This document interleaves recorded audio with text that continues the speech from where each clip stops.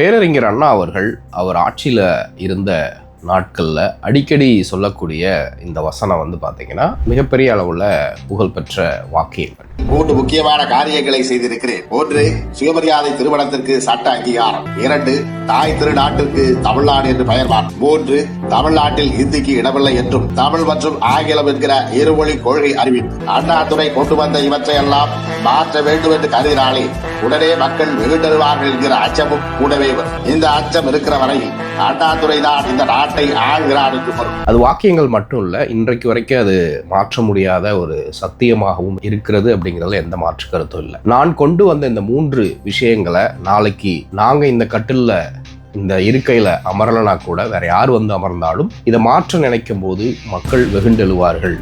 அன்றைக்கு உங்களுக்கு தெரியும், அதுவரை இந்த அண்ணாதுரை தான் தமிழ்நாட்டை ஆளுகிறான் அப்படிங்கிற ஒரு வசனம் ஃபேமஸ். சமீபத்தில் பராசக்தி படத்தில் கூட வந்துச்சு, அதை தணிக்கைத்துறை நீக்குனாங்க அப்படிங்கிறத பார்க்கணும். 2021 திரு ஸ்டாலின், MK ஸ்டாலின் அவர்கள் ஆட்சிக்கு வர்றப்ப சில காரியங்களை இன்ட்ரடியூஸ் பண்ணாரு.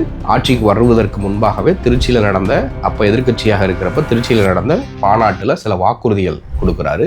5 வருட திட்டத்திற்கான ஒரு வாக்குறுதியும் 10 வருட திட்டத்திற்குமான ஒரு வாக்குறுதியும் கொடுக்குறாரு.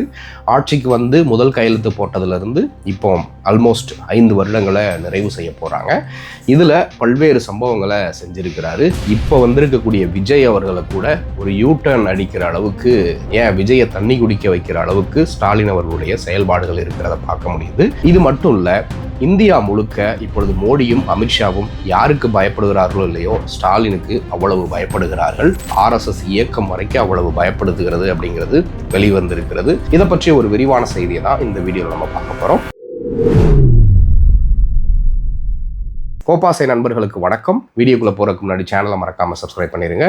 இந்த வீடியோவை லைக் பண்ணிட்டு உங்கள் கருத்துக்களை மறக்காம கமெண்ட் செக்ஷன்ல பதிவிட்டுருங்க. அறிஞர் அண்ணா அவர்கள் சொல்வது போல சுயமரியாதை திருமணமாக இருக்கட்டும், மெட்ராஸ் மாகாணத்திற்கு தமிழ்நாடு என்று பெயர் மாற்றிய விஷயமாக இருக்கட்டும், இடஒதுக்கீடு போன்ற விவகாரமாக இருக்கட்டும், இந்த திருமண சட்டமாக இருக்கட்டும், இவை 3ம் நான் ஆட்சியில் இருந்த போது நான் கொண்டு வந்த சில முக்கியமான சட்டங்களாகும். இந்த சட்டங்களை மாற்ற நினைக்கணும் அப்படின்னு எனக்கு பின்பாக யாரு ஆட்சிக்கு வந்தாலும் நினைச்சா கூட தமிழ்நாட்டு மக்கள் வெகுண்டெழுவார்கள். அன்றைக்கு வரைக்கும் இந்த தமிழ்நாட்டை அண்ணாதான் ஆளுகிறார் அப்படிங்கிற பொருள் படும் அப்படின்னு சொல்லியிருப்பார். 2021 திரு மு க ஸ்டாலின் அவர்கள் முதல்வராக 70 வயதுக்கு மேல, அதிக வயசுல ஒரு முதல்வராக பொறுப்பேற்கிற வரிசையில ஸ்டாலின் அவர்கள் முதல் முறை அப்படின்னே சொல்லலாம். அவர் வந்து முதல்வராக பதவியேற்கிறார்.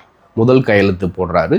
தமிழ்நாடு முழுக்க பெண்களுக்கு இலவச பேருந்து அப்படிங்கிற ஒரு திட்டத்தை அறிவிக்கிறார். குறிப்பாக இதுல என்ன ஸ்பெஷல் அப்படின்னு பாத்தீங்கன்னா, அது வரைக்கும் இலவச பேருந்து, இலவச திட்டங்கள், ஃப்ரீபீஸ் அப்படின்னு இதற்கான ஒரு சொற்றொடர்களை வந்து மக்கள் பயன்படுத்திட்டு இருக்கிறப்ப, அரசியல்வாதிகளும் அதை சொல்லி அழைத்துட்டு இருக்கிறப்ப, ஸ்டாலின் அவர்கள் தான் அதை வந்து இது வந்து விடியல் பயணம், இது வந்து கவர்மெண்ட் மக்களுக்கு கொடுக்கக்கூடிய ஒரு ஃப்ரீ கிடையாது, இது மக்களுடைய பணம், மக்களுக்காக நம்ம திரும்ப கொடுக்குறோம், அவருடைய நல்வாழ்வுக்காக அப்படின்னு சொல்லிட்டு, it is not a freebies, it is a kind of an entitlement அப்படிங்கிற ஒரு வார்த்தையை பயன்படுத்தி ஸ்டாலின் அவர்களுக்கு பெயரிடுகிறார். விடியல் பயணம் அப்படிங்கிற பெயரிடுகிறார். இந்த திட்டம் மிகப்பெரிய அளவுல இந்தியா முழுக்க பேசுபொருளாக மாறுச்சு. அது மட்டும் இல்லாம அவர் தேர்தல் அறிக்கையிலே கொடுத்தாரு, நாங்க ஆட்சிக்கு வந்தோம் அப்படின்னா ஒவ்வொரு பெண்களுக்கும் மாதம் 1000 ரூபாய் உரிமை தொகையாக கொடுக்கப்படும் அப்படின்னு சொன்னாங்க. கலைஞர் உரிமை தொகை, அந்த பேருக்கு பின்னாடியே மிகப்பெரிய அரசியல் இருக்கு அப்படின்னே சொல்லலாம். காரணம் என்ன அப்படின்னா, இன்றைக்கு அண்ணா அவர்களுடைய பெயர்ல இருக்கக்கூடிய கட்சியான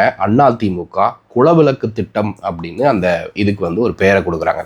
ஏன் பெண்களை வந்து கடவுளோட நீங்க இது பண்றீங்கன்ற ஒரு மிகப்பெரிய ஒரு விவாதம் வந்து அதற்கு பின்னணியில் இருக்கிறது. ஆனா ஸ்டாலின் அவர்கள் அதற்கு வச்ச பெயர் வந்து உரிமை தொகை. பெண்களுக்கு உரிமை இருக்கிறது. என்னதான் கணவன் வந்து வேலைக்கு போய் சம்பாதிச்சாலும் வீட்டில் தான் நீ சும்மா இருக்க அப்படின்னு எந்த பெண்ணையும் நீங்கள் சொல்லிடக்கூடாது. ஏன்னா அந்த வீட்டை பார்க்கக்கூடிய ஹவுஸ் மேனேஜரே அவங்க தான். ஒரு பெண் இல்லைன்னா அந்த குடும்பமே கிடையாது. அவர்களுக்கு ஒரு அண்ணனாக நான் கொடுக்கக்கூடிய தொகை தான் அது உரிமை தொகை அப்படின்னு அதற்கு பெயரிட்டார். ஸோ இதில் என்ன ஸ்பெஷல்? அறிஞர் அண்ணாவும் ஸ்டாலினும் ஒன்னா அப்படின்னு கேட்டீங்கன்னா, கிட்டத்தட்ட அறிஞர் அண்ணா அவர்கள் சொல்லக்கூடிய அந்த 3 சட்டங்களையும் இன்றைக்கு வரைக்கும் யாராலையுமே மாற்ற முடியல. அதே மாதிரி அந்த 3 சட்டங்களையும் இன்றைக்கு பெரும்பான்மையான மாநிலங்களும் பின்பற்றிக்கிட்டு இருக்கிறாங்க அப்படிங்கிறதையும் நம்ம பார்க்கிறோம். அதே மாதிரி திரு ஸ்டாலின் அவர்கள் 2021 கொண்டு வந்த அந்த திட்டங்கள், குறிப்பாக மகளிர் உரிமை தொகை, இலவச பேருந்து, இந்த 2 திட்டங்கள் வந்து மிகப்பெரிய அளவுல இந்தியா முழுக்க ஒரு புரட்சியாகவே பரவியது அப்படின்னு சொல்லலாம். ஏன்னா அந்த திட்டங்களை முதல்ல கையில் எடுத்தது காங்கிரஸ் கட்சி. அதை கையில் எடுத்து முதல்ல கர்நாடக மாநிலத்தில் பிஜேபி தான் அங்கே பயங்கர ஸ்ட்ராங்காக இருக்கிறாங்க. அங்கே பிஜேபியை வீழ்த்திட்டு ஆட்சிக்கு வருது. இதை பார்த்த பாஜக மத்திய பிரதேசத்தில் சிவராஜ் சிங் சௌஹான் அவர்கள் அப்போ அந்த மாநிலத்தினுடைய முதல்வராக இருக்கிறார். அவரும் பெண்களுக்கு உரிமை தொகை அப்படிங்கிறத அனௌன்ஸ் பண்றாரு. அப்படியே கொஞ்சம் கொஞ்சமா பார்த்தீங்கன்னா டெல்லி, பஞ்சாப், மகாராஷ்டிரா, ராஜஸ்தான், சத்தீஸ்கர், ஜார்க்கண்ட், தெலுங்கானா, கேரளா, கர்நாடகா, அதுக்கப்புறம் வெஸ்ட் பெங்கால் அப்படின்னு எல்லா மாநிலங்களிலும் இந்த திட்டங்கள் பரவ தொடங்குகிறது.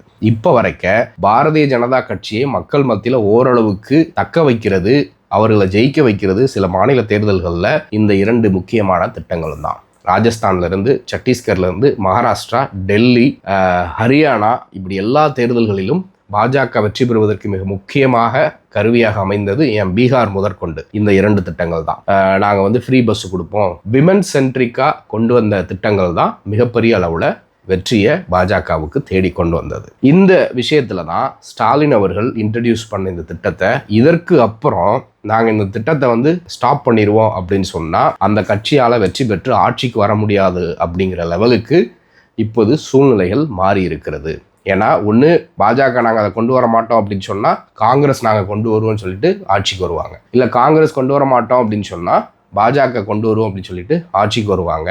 இது குறைஞ்சது இன்னும் ஒரு 30 வருடங்களுக்காகவது இந்த திட்டங்கள் இந்தியாவில் இருக்க தான் போகிறது. அதில் எந்த விதமான மாற்று கருத்துகளும் இல்லை அப்படிங்கிறது தான். நீதிமன்றத்தினால இதுக்கு ஒரு புதுசாக ஏதாவது ஒன்று கொண்டு அது மூலமாக அதை ஸ்டாப் பண்ண மாதிரி கணக்கு காட்டிடலான்னு பாஜக முயற்சி செஞ்சாலும் மக்கள் போராட்டங்கள் மூலமாக இது திரும்ப திரும்ப வெகுண்டு தான் செய்யும் அப்படின்னு சொல்லப்படுகிறது. அந்த அடிப்படையில் ஸ்டாலின் அவர்கள் முதல்வராக வந்ததற்கு பின்பு இப்படி திட்டங்கள் மூலமாக இந்தியா முழுக்க ஒரு நல்ல விஷயத்தை பரவ செய்திருக்கிறார். அது மட்டும் இல்ல, ஸ்டாலின் அவர்களுடைய கவர்னன்ஸ் மாடல் ஆட்சியிலையும் சரி, கட்சியிலையும் சரி, கூட்டணியிலையும் சரி மிகப்பெரிய அளவுல பாரதிய ஜனதா கட்சிக்கு, RSS அமைப்பிற்கு, மோடிக்கும் அமித்ஷாவுக்கும் மிகப்பெரிய ஒரு கலக்கத்தை தான் ஏற்படுத்தி இருக்கு அப்படின்னே சொல்லலாம். இன்றைக்கு வந்திருக்கக்கூடிய தாவேகா விஜய் அவர்களே 1.5 வருஷம் ஆட்சி கட்சி ஆரம்பிச்சு விஜயவே தண்ணி குடிக்க வச்சுட்டாரு அப்படின்னு தான் சொல்லணும். அவ்வளவுதான், விஜய் வந்துட்டாரு, திமுக அதுக்கப்புறம் ஜெயிக்க முடியாது, தாவேகா தான் ஆட்சிக்கு வரப்போகுது, திமுகவினுடைய வாக்குகளை தான் தாவேகா பிரிக்க போகிறது,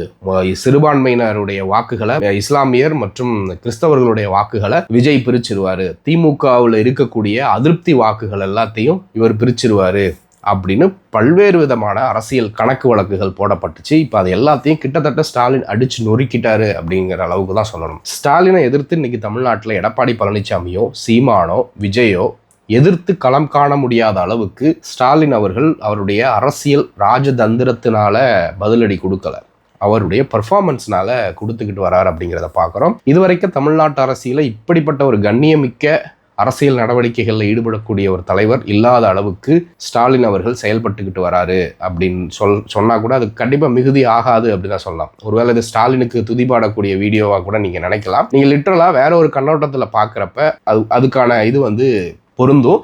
அதுக்காக ஸ்டாலின் மேல எந்த ஒரு குறையும் இல்லையா, அவங்க ஆட்சியில குறையே இல்லையா அப்படின்லாம் கிடையாது, ஏகப்பட்ட குறைகள் இருக்கு. ஆனா என்ன மாதிரியான நடத்தைகளை மக்களுக்கு எடுத்து காட்டுறாரு, வருங்கால சந்ததியினருக்கு அவரு ஒரு மாடலா தன்னை காட்டிக்கிறாரு அப்படிங்கிறது தான் இதுல முக்கியமான விஷயம். எடுத்துக்காட்டுக்கு சொல்லணும்னா RN ரவி அவர்கள் எப்பேற்பட்ட குடைச்சல்கள் எல்லாத்தையும் இந்த அரசுக்கு கொடுத்தாரு அப்படிங்கிறத பார்க்குறோம். இந்த அரசுக்கு குடைச்சல் கொடுக்கறது மட்டும் இல்லை, தமிழ்நாட்டோட பெயரே மாற்றுவேன், தமிழ்நாட்டு தான் சனாதனத்தினுடைய வள்ளுவருக்கு காவியோட கொடுத்துறது, வள்ளலாருக்கு அவர் தான் சனாதனத்தினுடைய உச்சம் அப்படின்லாம் பேசினார். ஆனால் அவரையே கண்ணியமாக நடத்தினது திரு ஸ்டாலின் அவர்கள். ஏன் அவர் வெஸ்ட் பெங்காலுக்கு மாற்றிட்டாங்க அப்படின்னு சொன்ன உடனே இவரே போய் பூச்செண்டெல்லாம் கொடுத்து வழி அனுப்பி வைக்கிறாரு. ஜெயலலிதா அவர்கள் இருந்திருந்தா அப்படி பண்ணியிருப்பாங்களா, ஏன் கலைஞர் அவர்களே அப்படி இருந்தால் அப்படி பண்ணியிருப்பாங்களா அப்படிங்கிறது ஒரு மிகப்பெரிய கேள்விக்குறை தான். அதை தாண்டி காங்கிரஸ் கட்சி கூட்டணியிலே இருந்துக்கிட்டு என்ன மாதிரி குடைச்சல்கள்லாம் கொடுத்தாங்க, அவங்கள இவர் எப்படி நடத்தினாரு அப்படிங்கிறதெல்லாம் ஒரு கண்ணியத்தினுடைய உச்சம் அப்படின்னே சொல்லலாம். அது மட்டும் இல்லை, இன்றைக்கு விஜய் அவர்கள் கட்சி ஆரம்பித்து கொஞ்ச நாள்லேயே பார்த்தீங்கன்னா இலவசங்கள் கூடாது, மக்கள் பணத்தை வாங்கி மக்கள்கிட்ட கொடுக்கறதுல என்ன பெருமை இருக்கு அப்படின்லாம் பேசினாங்க. இன்றைக்கு அவருடைய ஆதரவாளர்களே அப்படி கொத்து கொத்தா சிதற ஆரம்பிக்கிறத பார்க்க முடியுது. இலவசங்கள் வேணாம் அப்படின்னு நீங்க தானே சொன்னீங்க, நாங்கள்லாம் வந்து இலவசங்களுக்கு எதிராக இருக்கிறவங்க தான். இன்னைக்கு வந்து நீங்களே பார்த்தீங்கன்னா ஸ்டாலின் அவர்கள் அறிவிச்ச மாதிரி இலவச பேருந்து கொடுப்பேன்றீங்க, மகளிர் வெற்றி தொகை அப்படிங்கிற மாதிரி நீங்கள் திட்டங்களை அப்படியே காப்பி பேஸ்ட் பண்ணி வச்சிருக்கிறீங்க. இது எப்படி நாங்கள் ஏற்றுக்க முடியும் அப்படின்னு விஜய்க்கு எதிராகவே அவர்களுடைய தொண்டர்கள் பேச ஆரம்பிச்சிருக்கிறாங்க. ஸோ அதன் அடிப்படையில் பார்க்குறப்ப இன்றைக்கு அவர் ஆட்சிக்கு வந்து கொஞ்ச நாள்லேயே பார்த்தீங்கன்னா பல்வேறு விதமான திட்டங்களை அறிமுகப்படுத்தினார். அதுல நான் முதல்வன் திட்டமா இருக்கட்டும், தமிழ் புதல்வன் திட்டமாக இருக்கட்டும், அதுக்கப்புறம் வந்து இன்னும் பல்வேறு திட்டங்கள், புதுமை பெண் திட்டமாக இருக்கட்டும், இப்படி இளைஞர்கள், பெண்கள், மாணவர்கள், மாணவிகள் சார்ந்த திட்டங்களை, அநேக திட்டங்களை கொண்டு வந்தாரு. இப்போ இவர் கொண்டு வந்த பல திட்டங்கள்ல இவருக்கு வாக்குகளாக அது மாறுமா அப்படின்னா நிச்சயமாக கிடையாது. இப்ப நான் முதல்வன் திட்டமாக இருக்கட்டும், காலை உணவு திட்டமாக இருக்கட்டும், தமிழ் புதல்வன் திட்டமாக இருக்கட்டும், புதுமை திட்டமாக இருக்கட்டும், தோழி விடுதிகளாக இருக்கட்டும், இந்த மாதிரியான திட்டங்கள்லாம் எந்த காலத்திலையும் ஓட்டுகளாக மாறாது. அப்படியே ஓட்டுகளாக மாறினா கூட ஒரு ஃபியூ மார்ஜின்ஸ் தான் மாறும். ஆனா பெரும் வல்லுநர்கள் சொல்லக்கூடிய விஷயங்கள் என்ன அப்படின்னா, இந்த திட்டங்கள் தமிழ்நாட்டு அறிவுசார் அந்த சொத்துக்கள் இருக்கு இல்லையா, அந்த ஹியூமன் ரீசோர்சஸ், அவங்கள வந்து மிகப்பெரிய அளவில் இந்தியாவில் அடுத்த 10-15 ஆண்டுகளில் ஆளுமை மிக்க லீடர்ஸை வந்து தமிழ்நாடு உருவாக்கும். இன்றைக்கு வந்து யூபிஎஸ்சியில் 56 பேர் வந்து செலக்ட் ஆயிருக்கிறாங்க.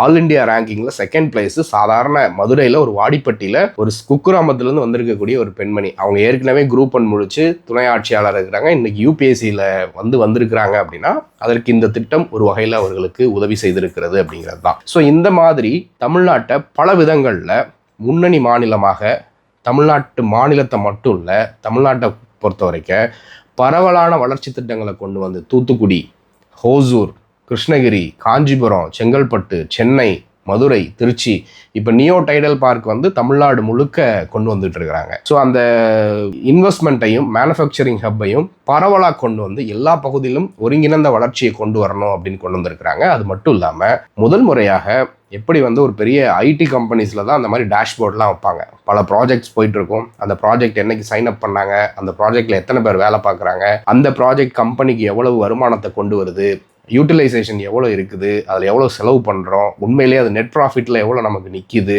அந்த ப்ராஃபிட் வந்து நமக்கு போதுமானதாக இருக்குதா அப்படின்னு பல்வேறு விதமான டேட்டா அனலிட்டிக்ஸ் வச்சு டேஷ்போர்டு வச்சு தான் அவங்க கவர்னன்ஸ் பண்ணுவாங்க. அந்த மாதிரி ஒரு டேஷ்போர்டை அரசுக்கு கொண்டு வந்து முதல்வர் டேஷ்போர்டுன்னு வச்சு பக்காவா எத்தனை திட்டங்கள் அறிவித்தோம், அது எங்கே நிற்கிது, எவ்வளோ முடிஞ்சிருக்கு அப்படிங்கிறதெல்லாம் வச்சு ஃபாலோ பண்ணி வேலை செய்யக்கூடியது வந்து மிகப்பெரிய விஷயத்தில் பாராட்டக்கூடிய விஷயம். அது மட்டும் இல்லாமல் முன்பு காலங்களில் இந்த கேஷ் வந்து கையில் கொடுப்பாங்க. உரிமை தொகையாக இருக்கட்டும், இலவச மங்கள் கொடுக்கட்டும், பொங்கல் தொகையெல்லாம் முன்னாடி பார்த்தீங்கன்னா கையில் கொடுப்பாங்க. அப்போ அங்கே அரசு என்னதான் கொடுக்கணும்னு ஆசைப்பட்டாலும் இடையில இருக்கக்கூடிய அதிகாரிகளுடைய சில அதிகாரிகள், எல்லா அதிகாரிகளும் கிடையாது, அவர்கள் வந்து அந்த காசு ஆட்டையை போடுறதுக்கான முயற்சியில் ஈடுபடுவாங்க.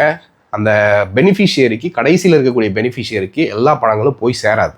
அதை முறியடிக்க பிடிஆர் அவர்களுடைய பங்கு இதில் மிகப்பெரிய பங்கு.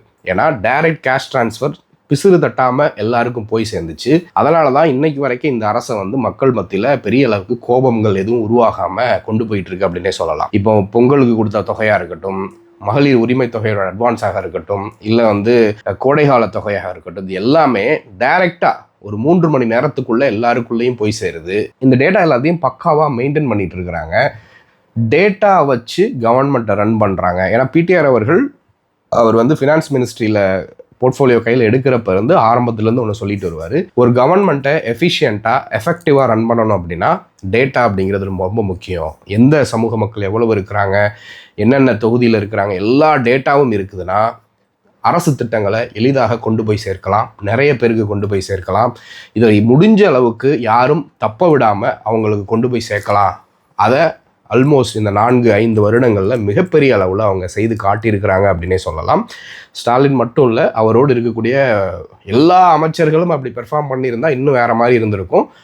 நிறைய குறைகள் இருக்குது, குறைகள் இல்லை அப்படின்னு சொல்லவே முடியாது. கல்வித்துறையில் குறைகள் இருக்குது, சமூக நலத்துறையில் குறைகள் இருக்குது, இது மாதிரி ஒவ்வொரு துறையிலும் ஏகப்பட்ட குறைகள் இருக்குது.